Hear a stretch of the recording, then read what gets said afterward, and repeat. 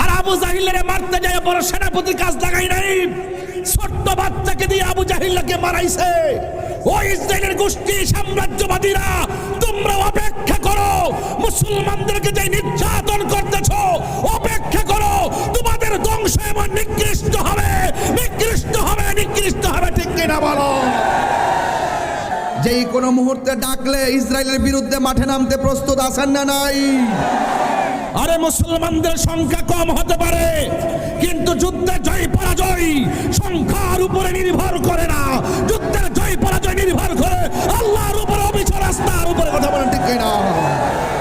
আমার নবীর সঙ্গে যদি রমজান মাসে এতেকাফ করতে পারতাম,